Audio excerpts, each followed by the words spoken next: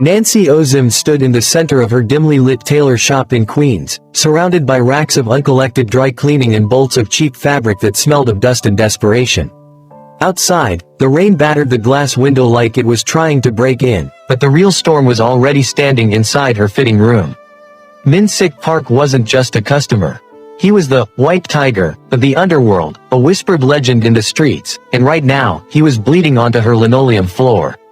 He stood perfectly still, wearing a bespoke Italian suit that cost more than her rent for 3 years, now ruined by a jagged tear and a blooming crimson stain on the shoulder.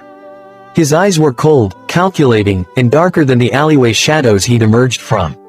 "Fix it," he had commanded, his voice low and jagged. "You have 5 minutes. I have a meeting." Nancy swallowed hard, her heart hammering against her ribs like a trapped bird. She knelt beside him to pin the cuff, trying to ignore the gun holstered beneath his jacket or the metallic scent of fresh violence clinging to his skin. Her hands, usually steady as a surgeon's, were shaking. She knew who he was. Everyone knew. And she knew that men like Min-Sik Park didn't tolerate mistakes. She worked fast, the needle flashing under the singular buzzing bulb. "Don't look up. Don't ask questions. Just stitch." But as the thunder cracked overhead, her hand trembled. Just once. But that was enough. Snap. Asterisk. The needle missed the silk and drove deep into the pad of her index finger. Nancy gasped, pulling back, but it was too late. A single, bright red drop of blood welled up and fell, landing perfectly on the pristine white cuff of his shirt. The air in the shop instantly froze. The silence was louder than the rain. Nancy stopped breathing. She had just stained the deadliest man in the city. "I'm so sorry," she whispered, her voice cracking, already imagining the bullet. "I'll get it out, I promise, please." But Min-Sik didn't pull a weapon. His hand shot out, gripping her wrist with a strength that bruised. He pulled her closer, invading her space until all she could see were those dark, unyielding eyes. He didn't look at the stain. He looked at her. Then, he did the unthinkable. He lifted her injured hand to his mouth. Nancy watched in paralyzed shock as his lips closed over her fingertip, tasting the copper and the fear. It wasn't an apology. It was a claim. He sucked the blood away, slow and deliberate, holding her gaze with an intensity that made her knees weak. What happens when a struggling seamstress accidentally binds herself to a mafia kingpin who decides she's his new favorite obsession? And what happens when the people who want him dead realize she's the only weakness he has? Buckle up. This wasn't just a repair job. It was the beginning of a war. The "closed" sign was already flipped, but the universe didn't seem to care about Nancy's store hours. Rain hammered against the glass of the Queen's storefront, drowning out the hum of the heater, until the bell above the door chimed, not a gentle tinkling, but a violent rattle as the door was shoved open. Nancy spun around, fabric shears in hand, her heart jumping into her throat. A man stood on the threshold, bringing the storm in with him. He was tall, drenched, and devastatingly handsome in a way that felt like a warning. Water dripped from his jet black hair onto the shoulders of a suit that cost more than her entire shop, but it was the dark stain spreading across his left side that froze her in place. "I'm closed," she stammered, gripping the shears tighter. Min-Sik Park didn't blink. He kicked the door shut behind him, silencing the wind. "Not tonight." His voice was low, a smooth baritone roughened by pain. He walked toward her, ignoring the puddle forming around his expensive leather shoes. "I need a repair. Now." He stopped right in front of her, the smell of rain, expensive cologne, and copper filling the small space. He pointed to a jagged tear on his cuff, seemingly ignoring the more serious injury at his side. "This. Fix it. I have a meeting in 20 minutes, and I cannot walk in looking like a brawler." Nancy should have called the police. She should have run. But the sheer gravitational pull of his presence pinned her feet to the floor. Without a word, she motioned him to the stool under the main light. He sat, extending his arm.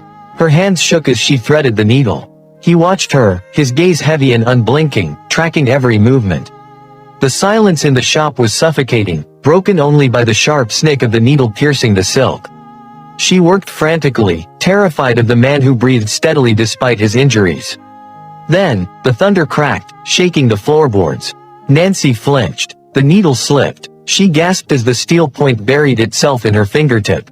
A single, bright red drop of blood welled up, defying gravity before falling onto the pristine white cuff of his shirt. Nancy froze, horror washing over her.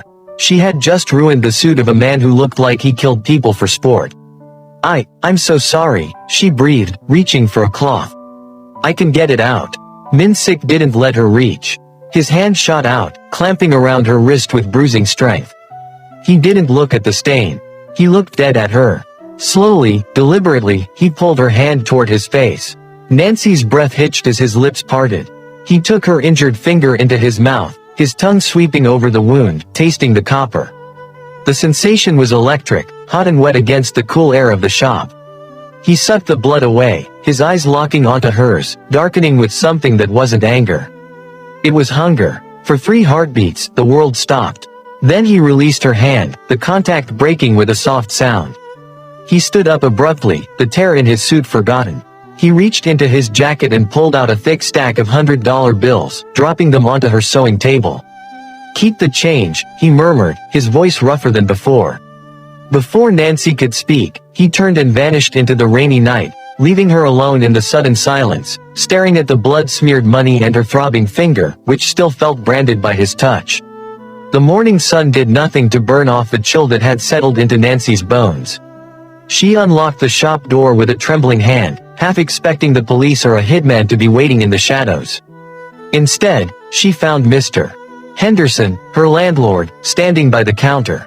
He was a man who usually greeted her with a scowl and a demand for late fees, but today, he looked pale, clutching a clipboard to his chest like a shield. "It's taken care of," he mumbled, refusing to meet her eyes. He slid a receipt across the scratched glass of the counter. Nancy picked it up, her brows knitting together. "What is? I have the check for this month right here, I just need." "Not this month," Henderson interrupted, backing toward the door. "The whole year, paid in full, cash, and he said to fix the heater, or he'd be back to discuss the structural integrity of my kneecaps." The receipt fluttered from Nancy's fingers. A year of rent in Queens. It was more money than she made in 6 months. It wasn't a gift, it was a leash. Before she could ask who he was, though she already knew, Henderson was gone, practically running down the sidewalk. Nancy stared out the window, her stomach twisting into a knot. That's when she noticed the change.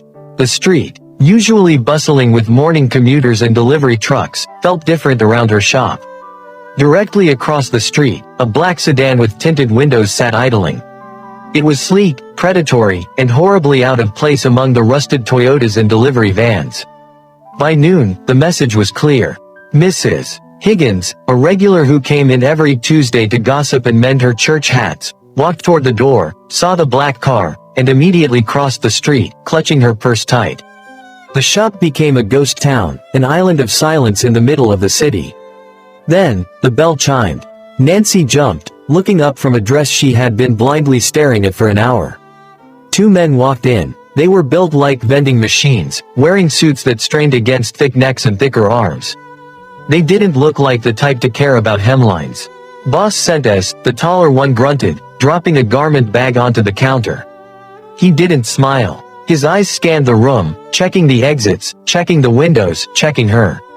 Nancy unzipped the bag. Inside was a pristine charcoal suit. There wasn't a thread out of place. What needs to be done to this?" she asked, her voice barely a whisper. "It looks perfect. Alterations," the man said flatly. He leaned in, his shadow falling over her. "Take your time, Miss Nancy. We'll be right outside, making sure nobody disturbs you." He turned and walked out, taking up position next to the door like a gargoyle. Nancy watched him go, her hands gripping the cold fabric of the suit. They weren't customers. They were sentries. Min-Sik hadn't just paid her rent, he had drawn a perimeter. She was no longer just a seamstress in a struggling shop, she was territory. 3 nights later, the bell chimed again. This time, there was no rain, only the heavy, humid silence of a city waiting to exhale. Min-Sik Park walked in, and the air in the shop seemed to thin, sucked into the vacuum of his presence. He wasn't bleeding tonight. He moved with a lethal grace, the limp entirely gone, wearing a navy suit that fit him like a second skin. Nancy stood behind the counter, her knuckles white as she gripped a fabric swatch. "Your men have dropped off 5 suits," she said, her voice steady despite the tremor in her hands. "None of them needed fixing. "This one does," Min-Sik said, not stopping until he was on the other side of the counter, invading her sanctuary. He unbuttoned his jacket, revealing the gun holster against his crisp white shirt. "I need a new cut. Something bespoke. Measure me." It wasn't a request. Nancy swallowed hard and reached for her tape measure. She stepped around the counter, forcing herself into his orbit. Up close, he smelled of sandalwood and cold air. She raised her hands, wrapping the yellow tape around his chest. He was solid, unyielding muscle beneath the silk. As she pulled the tape tight, he expanded his chest, a subtle flex that brushed against her knuckles. "You paid my rent," she whispered, her eyes fixed on his tie knot. "You put guards outside. You're scaring my customers away." "I am filtering your customers," he corrected, his voice vibrating through her chest.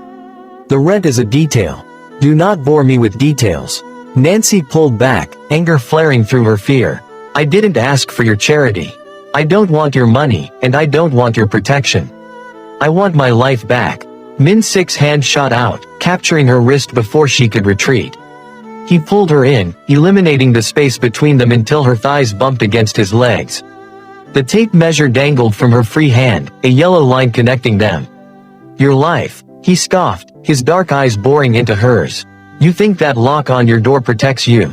The 7th Street Kings were planning to torch this block for insurance money next Tuesday. You, this shop, your father's legacy, ash."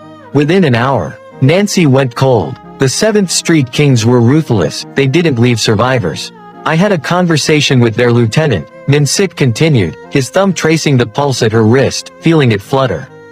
"They won't be coming back. No one touches this shop. No one touches you." "Why?" Nancy breathed, her defiance crumbling into confusion. "Why would you do that?" He leaned down, his lips brushing the shell of her ear, sending a shiver violently down her spine. "Because you bled for me," he murmured, the words heavy with a terrifying promise. "And now, you belong to me. Get used to it, Agassi."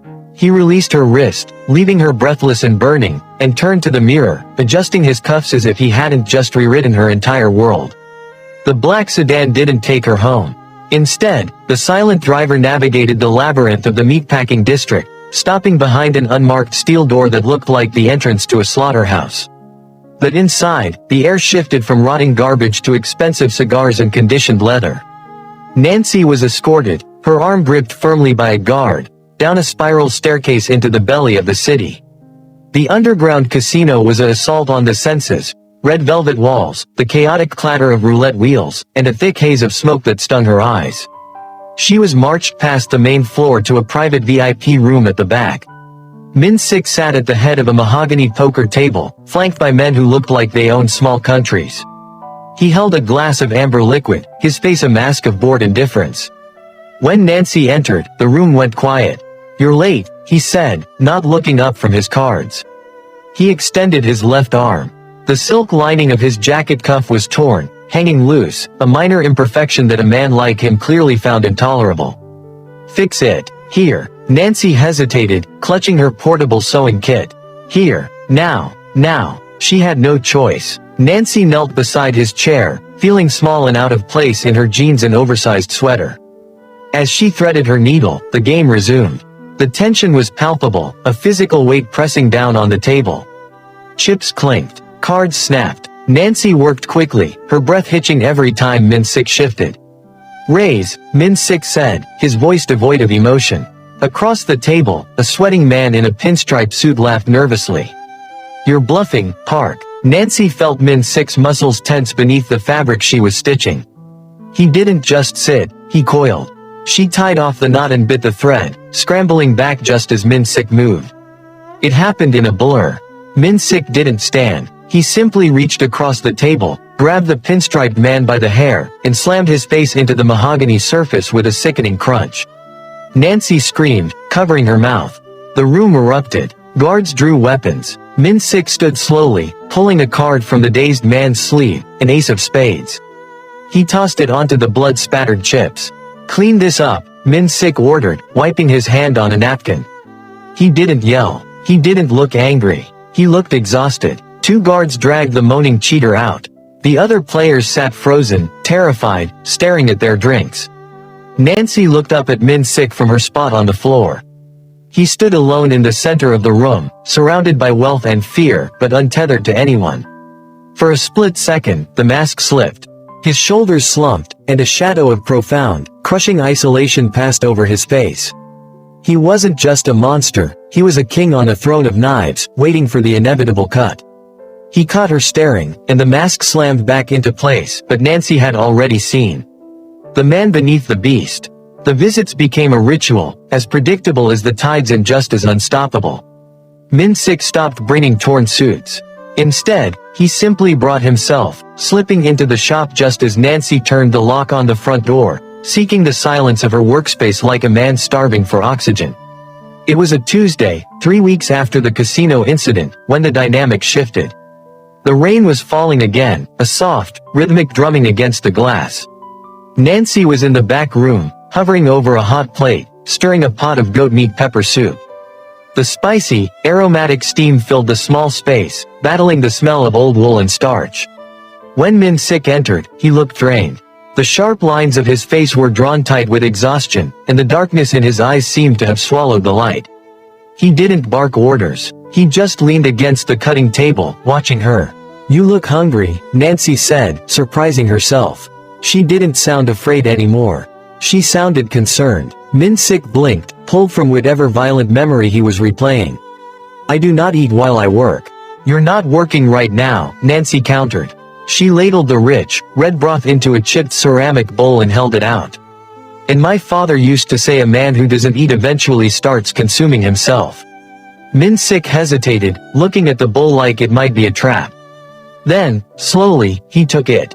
He took a sip, the heat of the Scotch bonnets clearly registering, but he didn't flinch. He just exhaled, a long, ragged sound, as if the spice was burning away the coldness of the streets.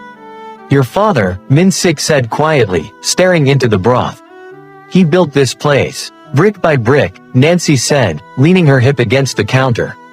"He died right there, behind the sewing machine. Heart attack. He worked until his heart literally stopped because he wanted to leave me something safe. Something that was mine." She traced the grain of the wood. "I keep the shop open to keep him alive." Min-Sik set the bowl down. He walked over to the row of mannequins, his fingers brushing the fabric of a half-finished dress. "My parents left me nothing but debt and a target on my back," he murmured. It was the first time he had ever spoken of them. "They were killed in a car bomb meant for my uncle. I was 12. I learned then that safety is a lie. There is only power, and there is victimhood." Nancy looked at him, really looked at him.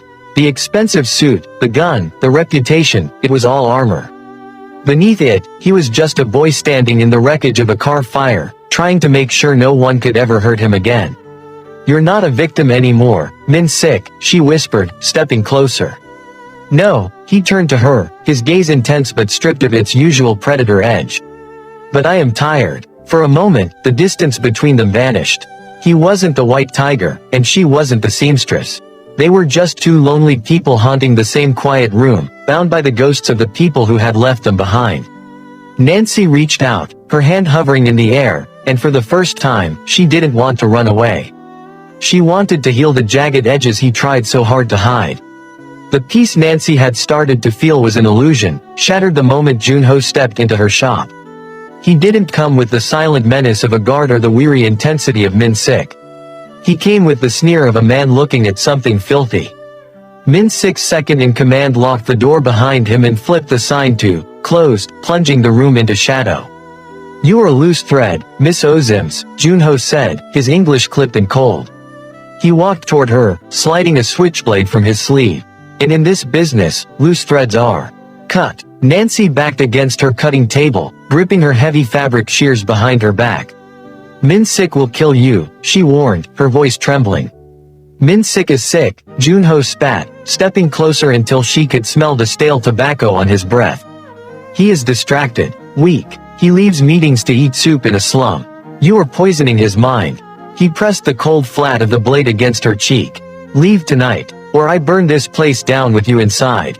The bell didn't chime. The glass of the front door shattered inward with an explosive crash. Before Junho could turn, a blur of dark motion tackled him. It was Min-Sik. He didn't look like the man who had shared soup with her 2 nights ago. He was a demon, He slammed Junho into the wall, the impact cracking the plaster, and then he unleashed a fury that was terrifying to behold. There were no words, only the sickening sound of fists meeting flesh and bone. Min-Sik beat his lieutenant with a savage, blind rage, ignoring Junho's attempts to fight back. He dragged him across the floor, throwing him over the display counter, sending glass and fabric flying. Min-Sik, stop, you're killing him, Nancy screamed, the sound tearing from her throat. Min-Sik froze, his fist raised, his knuckles split and bloody. He was breathing hard, his chest heaving, his eyes wild. Beneath him, Junho was a broken mess, coughing up blood, his face unrecognizable. Min-Sik grabbed Junho by the lapels, hauling him up close. She is off limits, Min-Sik roared, his voice shaking the walls. Do you understand? If you look at her again, I will tear your eyes out. He shoved Junho to the floor. The other guards, who had rushed in after the crash, stood in the doorway. They weren't moving to help. They were staring at Min-Sik, not with loyalty, but with shock. They looked from their broken second in command to the foreign seamstress clutching her shears. Junho spat a mouthful of blood onto the floor. You choose her, he wheezed, his voice bubbling. You choose a stranger over your blood brothers. You have doomed us all, Min-Sik. Nancy looked at the faces of the men in the doorway. She saw the shift, the doubt. Min-Sik stood over the carnage, his chest heaving, but he was alone. Nancy realized with a sick, sinking feeling that by saving her, he had just started a war against his own family. And she was the prize that might cost him his empire. The zipper of the duffel bag sounded like a gunshot in the quiet shop. Nancy didn't turn on the lights. She moved by the orange glow of the street lamps filtering through the blinds, shoving jeans and sweaters into the canvas bag with shaking hands. Her aunt lived deep in Flushing, invisible to the world of bespoke suits and organized crime. If Nancy disappeared, the fracture in the White Tiger syndicate might heal.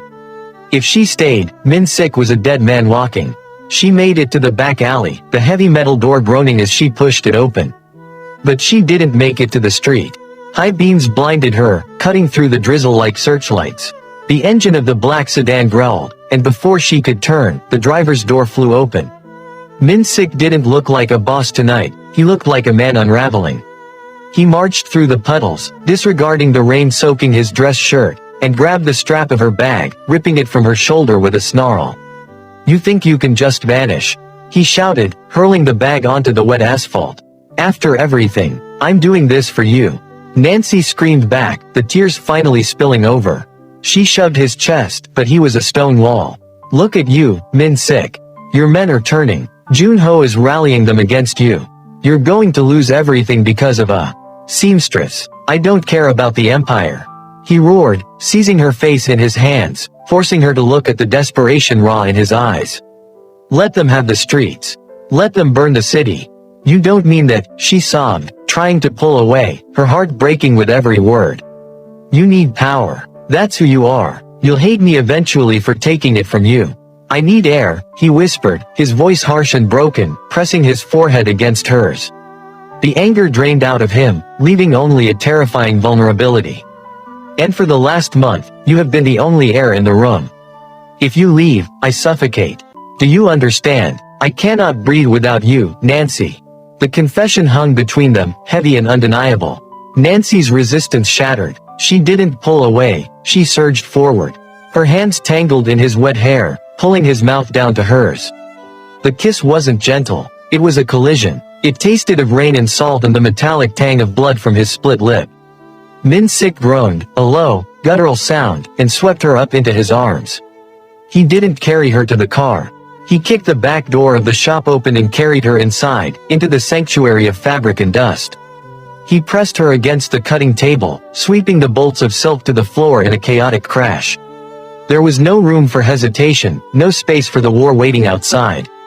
His hands were everywhere, desperate to map the reality of her, tearing at buttons and zippers.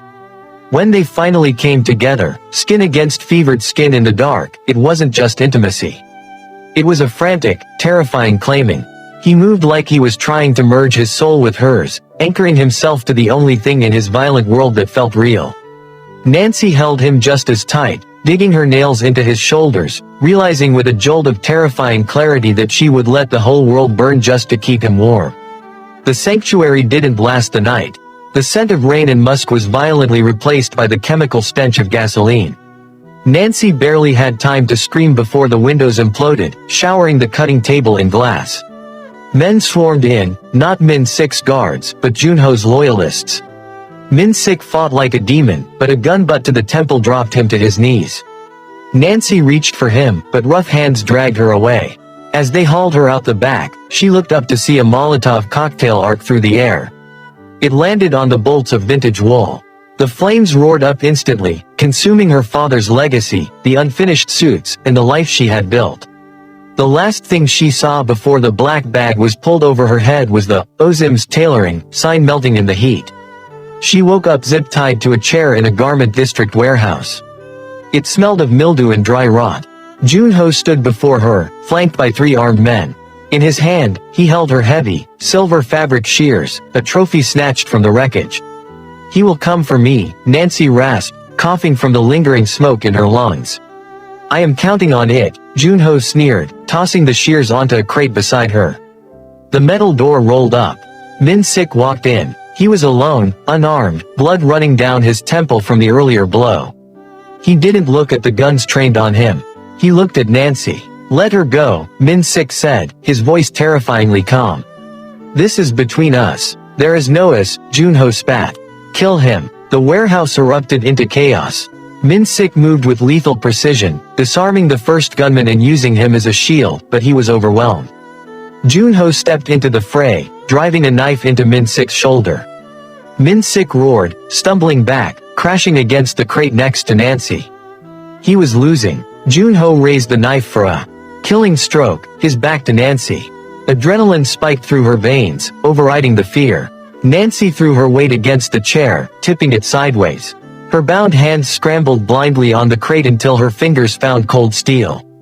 The shears. As Junho lunged, Nancy screamed and thrust the shears upward with both hands. The heavy blades buried themselves deep into Junho's thigh. He howled, staggering back, the knife falling from his grip. The distraction was all Min-Sik needed. He surged forward, ignoring his own wounds, and wrapped his hands around Junho's neck. There was no hesitation, no mercy, just a sickening crack that echoed through the cavernous space. Junho slumped to the floor. Silence fell, broken only by their ragged breathing. Min-Sik turned to her, blood-soaked and trembling. He sliced her ties with the knife, and as the plastic snapped, he collapsed against her, burying his face in her neck. They were alive, but the shop was ash, and the blood on their hands was no longer just a stain, it was a bond forged in red. The smell of smoke was a ghost story now, buried deep beneath layers of fresh white paint, polished mahogany, and the crisp, clean scent of unboxed linen. The new sign above the door didn't just say, Ozims Tailoring. It was etched in frosted glass, bold and unbreakable, reflecting the morning sun that flooded the expanded showroom. Nancy stood in the center of her empire, adjusting the lapel of a mannequin draped in raw silk. She wasn't the terrified woman hiding behind a cutting table anymore. She wore a tailored blazer of her own design, sharp enough to cut, and when the bell above the door chimed, she didn't jump.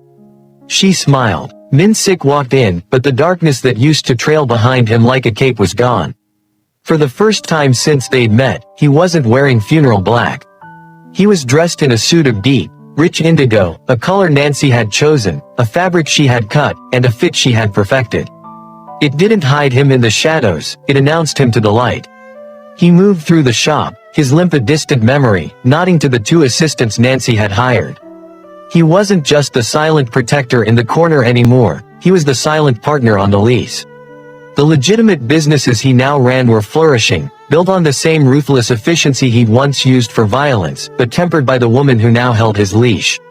The shipment from Milan arrived, Min-Sik said, his voice a low rumble that still made her toes curl. He stopped beside her, his presence warm and grounding. And the West Side Territory leaders said the gift basket. "I believe they are terrified of you." "They should be," Nancy replied, smoothing the fabric on his shoulder, her fingers lingering on the indigo wool. "I know how to use shears." Min-Sik chuckled, a sound that was rare and precious, a secret kept just for her.